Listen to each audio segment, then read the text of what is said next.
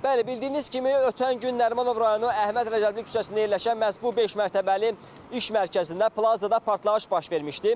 Partlayış nəticəsində Fövqəladə Hallar Nazirliyinin xüsusi riskli xilasetmə qüvvələri tərəfindən 7 nəfər xilas olmuşdu və ərazidə aparılan əməliyyat şəraitinin dəyərləndirilməsi işləri nəticəsində o da məlum olmuşdu ki, yanğınla müşahidə edilməyən geniş çaplı bir partlayış meydana gəlib.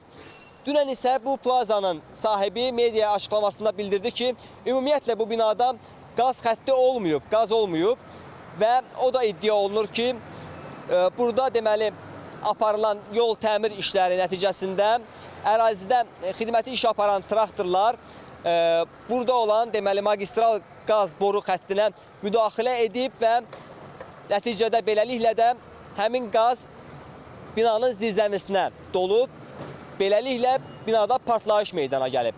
Ancaq hadisənin təfərrüatlarına dair ən dəqiq məlumatlar istintaqın gedişində, istintaq yekunlaşdıqdan sonra ictimaiyyətə daha ətraflı şəkildə çatdırılacaq. Hələlik bizim buradan çatdıracaqlarımız bu qədərdir. Söz təkrar sizdədir.